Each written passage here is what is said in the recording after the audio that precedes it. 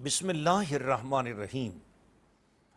وَاصْبِرْ نَفْسَكَ مَعَ الَّذِينَ يَدْعُونَ رَبَّهُمْ بِالْغَدَاةِ وَالْعَشِيِّ يُرِيدُونَ وَجْهَهُ وَلَا تَعْدُ عَيْنَاكَ عَنْهُمْ صدق اللہ العظیم۔ ناظرین و ناظرات، سامعین و سامعات، اللہ تعالیٰ کا کتنا بڑا ہم پر کرم ہے، اس امت مصطفیٰ پر کرم ہے قیامت تک کے لیے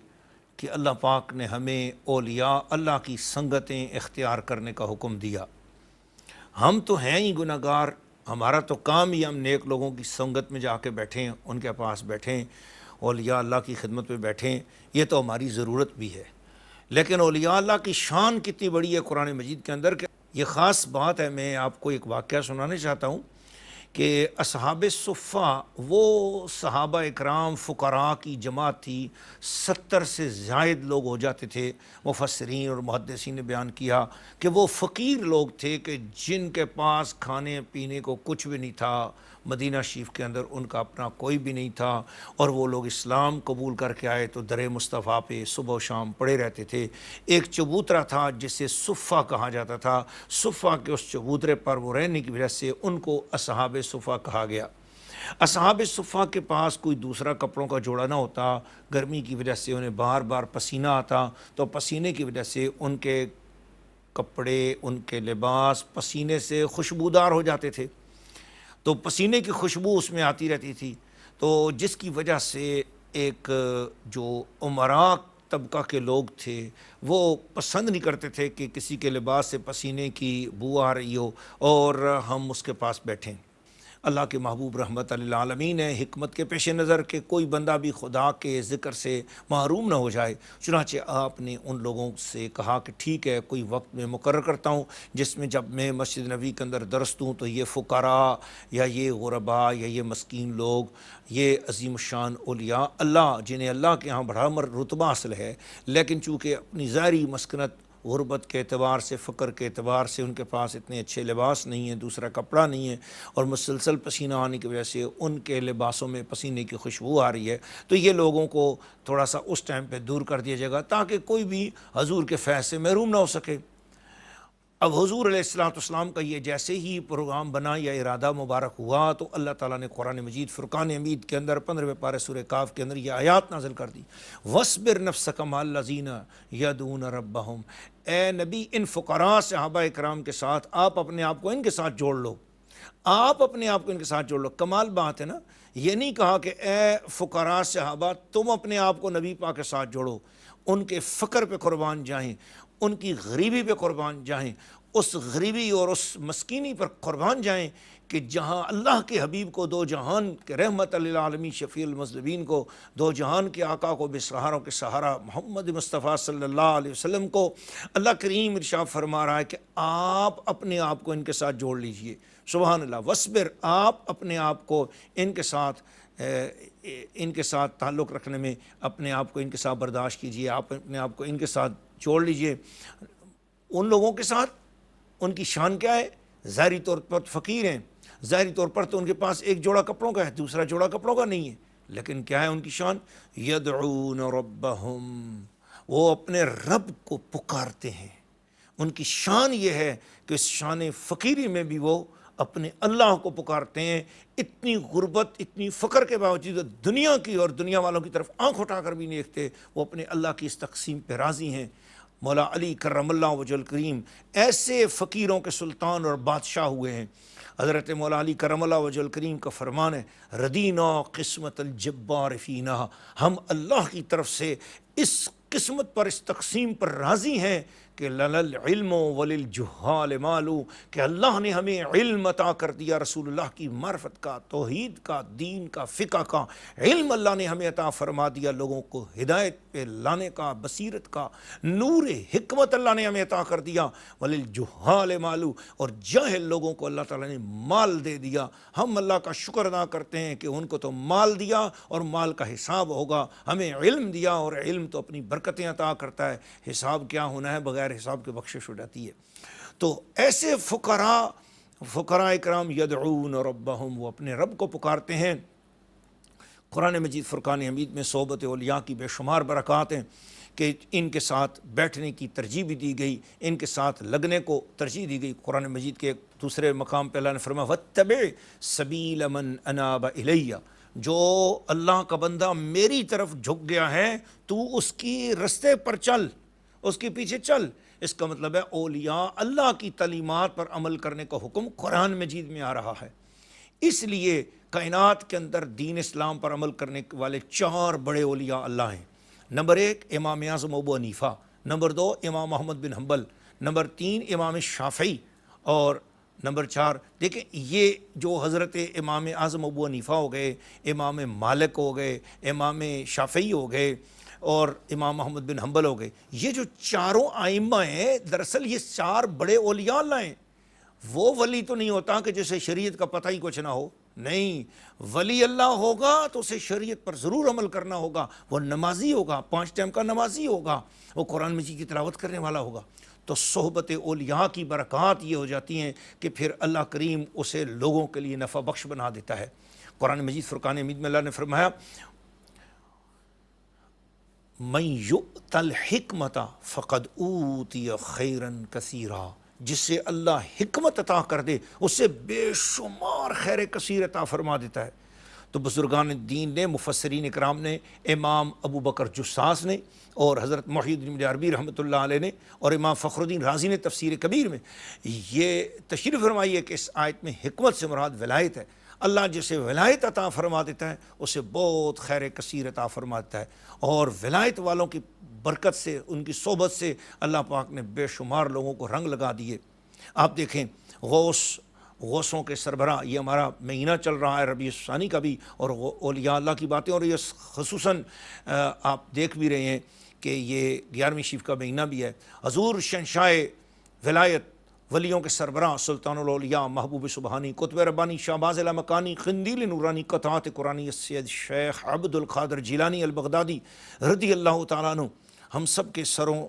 پر ان کا قدم مبارک، ہماری گردنوں پر، ہماری آنکھوں پر، ہمارے دل پر، وہ ہستی پاک جنہوں نے اللہ کی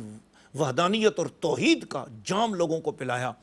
پتہ ہے وہ بچپن میں نا، چھوٹی عمر میں امی جان نے ان کو 10 دینار دیے یا 40 دینار دیے اور ان کے یہاں بغل میں سی دیے کہ کوئی لوٹ نہ سکے ان کو، اور کہا کہ جاؤ بغداد میں علم حاصل کرنے کے لیے جاؤ۔ تو بچپن میں یہ پڑھنے کے لیے بغداد، یعنی گیلان جو ہے نا یہ ایران میں ہے، ایران سے بغداد کا سفر سینکڑوں کلومیٹر کا ہے۔ تو یہ چلتے چلتے کسی ایسی جگہ پر پہنچے کہ پورے کے پورے قافلے کو ڈاکوؤں نے گھیر لیا، ڈاکوؤں نے لوٹنا شروع کر دیا، قافلے کو لوٹتے چلے گئے، تو بچہ سمجھ کر ان کو چھوڑ دیا گیا۔ اچانک ایک ڈاکو آیا اور اس نے کہا کہ بچے تیرے پاس کچھ ہے؟ اب ماں کی تربیت تھی، صحبت اولیاء کی برکت تھی، وہ ولی اللہ ہستی تھیں جو ان کی والدہ تھیں سیدہ فاطمہ امۃ الجبار رضی اللہ تعالیٰ عنہا، ان کا مزار مبارک ایران میں، بہت عظیم ہستی، بڑی ولی اللہ ہستی۔ تو ابھی تو ہمارے پاس وقت نہیں ہے، ورنہ میں آپ ان کی یہ شانیں بتاتا اور بتاتا میں کہ کیسا خاندان تھا، کیسی اماں اور کیسے والد۔ لیکن چلو یہ واقعہ صرف اتنا ہی سنا دیتا ہوں کہ حضور کی والدہ نے کہا تھا بیٹا زندگی میں ہر موقع پر سچ بولنا۔ اب ڈاکو نے آ کے پوچھا بیٹا تیرے پاس بھی کچھ ہے؟ اس نے ویسے ہی معلوماتن سے بولا، فرمایا جی میری امی جان نے مجھے 10 دینار دیے ہیں یا 40 دینار، اور یہ دیکھیں اپنی صدری کی طرف اشارہ کیا، فرمایا کہ یہاں سلے ہوئے ہیں، یہاں رکھے ہوئے ہیں۔ تو بڑا حیران ہوا، ڈاکوؤں کے سردار آ گیا، اس نے کہا بیٹا تو اگر ان دیناروں کو چھپا ہی لیتا ہمیں نہ بتاتا تو ہمیں تو نہیں پتہ لگ رہا تھا، تو نے کیوں ہمیں بتایا؟ تو غوث عبد القادر جیلانی بچپن کا حال میں 10 سال کی عمر ہے، تو آپ نے فرمایا کہ میری والدہ نے مجھے کہا تھا کہ بیٹا کبھی بھی جھوٹ نہ بولنا، سچ بولنا، لہٰذا میں نے سچ بولا ہے، کیونکہ میں اپنی والدہ کے ساتھ وعدے کو جو ہے نا وہ اس کو توڑ نہیں سکتا، نقض وعدہ نہیں کر سکتا۔ ڈاکوؤں کے سردار پہ لرزہ طاری ہو گیا، ایک چھوٹا سا بچہ اپنی ماں کے ساتھ کیے ہوئے وعدے کو نبھا رہا ہے، اور ہم کیسے ہیں کہ ہم نے کلمہ بھی پڑھا ہوا اور اپنے رب تعالیٰ کے ساتھ وعدہ کیا تھا کسی کا مال نہیں لوٹنا اور کسی کا مال ناجائز طریقے سے دھیانا نہیں، یہ ہمارا اسلام قبول کرتے ہی خدا کے ساتھ وعدہ ہوتا ہے، لیکن ہم نے اس وعدے پہ عمل نہیں کیا، ہم لوگوں کو لوٹ رہے ہیں۔ تو اس سچ کی برکت یہ ہوئی، غوث پاک کی صحبت کی برکت یہ ہوئی کہ اس شخص نے اسی وقت، اس کے سارے ساتھیوں نے توبہ کی اور ڈاکے سے معافی مانگ لی کہ آئندہ کے بعد ڈاکہ نہیں ڈالیں گے، اور سارے کا سارا مال واپس کر دیا۔ یہ شان ہے صحبت اولیاء اللہ کی۔ میں خود ایک سلسلے سے بیعت ہوں، میرے مشائخ کرام سادات کنگر شیف رضی اللہ تعالیٰ عنہ ضلع مانسہرہ پاکستان میں ہیں، تو ان کی بھی صحبت کے اندر ایسے بے شمار عیبوں والے لوگ آئے اور انہوں نے آ کر توبہ کر لی اور اسلام کے سچے دین پر وابستہ ہو گئے۔ سادات کنگر شیف بڑے اولیاء اللہ ہیں الحمدللہ۔ تو ہم دیکھتے ہیں ہماری زندگی میں ایسے بے شمار اولیاء اللہ گزرے جنہیں اللہ تعالیٰ نے شان بخشی ہے شریعت پر عمل کرنے کی برکت سے، ان کی صحبت کی برکت سے آگے پھر رنگ سے رنگ پکڑتا چلا گیا اور اندھیرے دلوں کے اندر جو ہے نور ذکر الہی کا چراغ روشن ہو گیا۔ آئیے میں حدیث شریف کی طرف چلتا ہوں، اللہ کے پیارے محبوب صلی اللہ علیہ وسلم کے حدیثوں سے آپ کو سناتا ہوں کہ صحبت اولیاء اللہ کی پھر برکت کیا ہوتی ہے۔ معجم الکبیر اور مسند اعلیٰ کی حدیث شریف آپ کو سنا رہا ہوں۔ حضرت عبداللہ بن مسعود، یہ وہ ہستی ہیں عبداللہ بن مسعود جو 7ویں نمبر کے صحابی ہیں، یعنی ان سے پہلے 6 لوگوں نے کلمہ پڑھا تھا، یہ 7ویں نمبر پر ہیں، اتنے قدیم الاسلام صحابی ہیں۔ رسول پاک صلی اللہ علیہ وسلم نے ان کے بارے میں فرمایا حبر ھذہ الامہ، میری امت کا سب سے بڑا عالم دین ہے۔ حضرت مولا علی کرم اللہ وجہ الکریم جن صحابہ کے علم پہ ناز کرتے تھے نا، ان میں سے ایک ہی حضرت عبداللہ بن مسعود بھی ہیں۔ آپ فرماتے ہیں قال رسول اللہ صلی اللہ علیہ وسلم، حضور علیہ السلام نے ارشاد فرمایا اذن فلتت دابۃ احدکم بارض فلاۃ، جب تم میں سے کسی شخص کا کوئی جانور، کوئی چوپایا، کوئی چیز کسی ویران بیابان جگہ گم ہو جائے اور وہاں کوئی انسان مدد کرنے والا، کوئی بندہ، کوئی مدد کرنے والا تم نہ پاؤ، فل ینادے، تو تمہیں اس جنگل میں، اس بیابان میں، اس جگہ پر یا پردیسی کی جگہ پر یا پردیس علاقے میں جہاں آپ کا اپنا واقف کوئی نہ ہو، وہاں پر یہ کہنا چاہیے یا عباد اللہ احبسوا علیہ، اے اللہ کے بندو میری مدد کرو۔ یا عباد اللہ یعنی اولیاء اللہ کی صحبت کی کتنی بڑی برکات ہیں کہ رسول اللہ ایک صحابی کو تعلیم دے رہے ہیں کہ جب آپ کسی جنگل میں بیابان میں پھنس جاؤ، کوئی گم ہو جائے کوئی چیز، تو آپ کسی پریشانی میں ہو تو آواز دو یا عباد اللہ، اے اللہ کے بندو احبسوا علیہ، یا عباد اللہ احبسوا علیہ، 2 مرتبہ آواز دو، 3 مرتبہ آواز دو، اے اللہ کے بندو میری مدد کرو، اے اللہ کے بندو میری سواری پکڑو، میری جو چیز ہے وہ مجھے واپس دلاؤ۔ فَإِنَّ لِلَّهِ فِي الْأَرْضِ حَاضِرًا، بے شک زمین کے اندر کوئی اللہ کے بندے ہوتے ہیں جو حاضر ہوتے ہیں، اللہ تعالیٰ نے ان کی ذمہ داری لگائی ہوئی تھی خلق خدا کی مدد کرنے کے لیے۔ سَيُحْبِسُهُ عَلَيْكُمْ، وہ تمہاری مدد فوراً فرما دیں گے اور تمہاری گمی ہوئی چیز تم تک پہنچا دیں گے۔ نبی پاک علیہ الصلوۃ والسلام نے فرمایا، صحیح بخاری شریف کی حدیث سنا رہا ہوں، کتاب المظالم میں آتی ہے اور معجم الکبیر میں یہ حدیث شریف ہے کہ جب مومن اللہ کا کامل یقین کرنے والا، اللہ کے ساتھ کسی کو شریک نہ ٹھہرانے والا اور خاتم الانبیاء والمرسلین کے ختم نبوت پہ عمل کرنے والا، ان کے عقیدے کے ساتھ محبت کرنے والا، عمل کرنے والا صحیح سچا مسلمان جب صحیح بعمل ہو جاتا ہے، پھر اللہ اس پہ یہ کرم کرتا ہے کہ وہ سچا مسلمان ہو جاتا ہے۔ اور جب سچا مسلمان ہو تو کیا شان ہے اس کی؟ صحیح بخاری شریف، المسلم اخو المسلم، مسلمان مسلمان کا بھائی ہے، لا یظلمہ ولا یسلمہ، نہ تو مسلمان اپنے بھائی پر خود ظلم کرتا ہے، ولا یسلمہ، نہ کسی دوسرے کو ظلم کرنے کے لیے مسلمان کو اکیلا چھوڑ دیتا ہے، نہیں، کوئی دوسرا مسلمان پہ ظلم کر رہا ہو فوراً اپنے بھائی کو ظلم سے چھڑانے کے لیے، اس کی مدد کے لیے پہنچ جاتا ہے۔ من کان فی حاجت اخیہ، جو اپنے کسی مسلمان بھائی کی حاجت کو پورا کرے گا، اس کا حاجت روا بنے گا، کان اللہ فی حاجتی، اللہ اس کی تکلیفیں اور حاجتیں خود اس بندے کی بھی پوری کرے گا جو بندہ اپنے مسلمان بھائیوں کی حاجت پوری کرے گا۔ من فرج عن مسلم کربۃ فی الدنیا، جو اپنے کسی مسلمان بھائی کی کوئی پریشانی، دنیا والی پریشانی دور کرے گا، فرج اللہ عنہ بہا کربۃ من کرب یوم القیامہ، اللہ اس کی قیامت والی تکلیفوں کو اللہ تعالیٰ اس سے دور کرے گا۔ ومن ستر مسلما، جو اپنے کسی مسلمان بھائی کا عیب دیکھنے کے بعد اس کے عیب کو لوگوں سے نہیں بیان کرے گا، اس کے عیب پر پردہ ڈال دے گا، اس کی عیب پوشی کرے گا حکمت کے ساتھ کہ میں نے یہ کام ہوتے نہیں دیکھا، مجھے نہیں پتا، اور اس بندے کو بھی جو ہے نا نہ پتہ چلنے دے گا، تو فرمایا سترہ اللہ یوم القیامہ، اللہ اس کے عیبوں پر پردہ ڈالے گا قیامت والے دن، جب کہ سب کے عیب کھل رہے ہوں گے اللہ اس پہ پردہ ڈالے گا۔ مجھے یاد آگے حضرت حاتم اسم، اولیاء اللہ کی بات چل رہی ہے، صحبت کی بات چل رہی ہے، حضرت حاتم اسم، ان کا نام اسم کہتے ہیں اس کو جو کانوں سے بہرا ہو، جسے سنائی نہ دیتا ہو۔ ان کا حاتم اسم لقب کیوں پڑ گیا کہ ان کے ہاں مجلس میں ایک خاتون آئیں تو اس خاتون کی ہوا نکل گئی،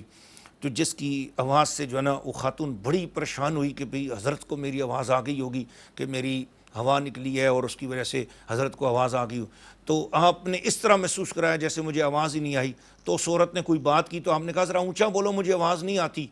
تو میں ذرا کانوں سے بہہ رہا ہوں۔ تو اس عورت نے اونچی بولا اور خود بڑی شکر کر گیا کہ اس کا مطلب ہے کہ حضرت تو اونچا سنتے ہیں، شکر ہے میری جو ہوا نکلی ہے اس کی آواز ان کو نہیں آئی۔ آپ نے پردہ ڈال دیا، اور جب تک وہ عورت زندہ رہی آپ لوگوں سے اونچی آواز میں بات سناتے تھے، اور جب وہ عورت فوت ہو گئی تو اس کے بعد انہوں نے کہا آہستہ آواز میں بات کر لیا کرو، مجھے آواز آتی ہے۔ دراصل جب تک وہ عورت زندہ تھی میں نے اپنے آپ کو بہرا بنا کے رکھا تاکہ وہ یہ نہ محسوس کرے کہ اس کا یہ عیب میں نے دیکھ لیا۔ یہ عیب پوشی ہوتی ہے، ان کا نام ہی حضرت حاتم اصم رحمۃ اللہ علیہ پڑ گیا۔ تو یہ اولیاء اللہ کے بے شمار واقعات ہیں جس سے ہمیں یہ پتہ چلتا ہے کہ اولیاء اللہ نے اپنی صحبت میں آنے والوں کو کتنا فیض دیا۔ میرے حضور غوث پاک غوث سمدانی سیدنا شیخ عبد القادر جیلانی رضی اللہ تعالیٰ عنہ کا یہ 11ویں شب کا مہینہ بھی ہے، اور وہ عظیم الشان ولی اللہ ہیں کہ ان کی صحبت میں آنے والے بے شمار روایات میں آتا ہے کہ 70,000 شرابیوں نے توبہ کی، 70,000 زانیوں نے زنا سے توبہ کی، 70,000 سود خوروں نے سود خوری سے توبہ کی، لوگوں کی معاشرے کی آپ نے اصلاح فرمائی۔ حتیٰ کہ ایک بادشاہ آپ کے پاس ہے، اس نے ہدیہ پیش کرنا چاہا تو آپ نے اس کی تھیلی کو پکڑ کے ایسے نچوڑا زور سے، تو کہتے ہیں اس کے اندر سے خون ٹپک پڑا۔ آپ نے فرمایا حرام کی دولت سے مجھے ہدیہ دیتے ہو، میں یہ نہیں لیتا۔ یہ تھی اولیاء اللہ کی صحبت کی برکت۔ اللہ تعالیٰ مجھے اور آپ سب کو ہمیشہ اولیاء اللہ کی سنگت میں بیٹھے رہنے کی اور ان سے فیض اٹھاتے رہنے کی توفیق عطا فرمائے۔ چنگے بندے دی یاری لوکو جویں دکان اتاراں، چنگے بندے دی یاری لوکو جویں دکان اتاراں، سودا پاویں مل نہ لئیے خوشبوواں آن ہزاراں۔ شکریہ۔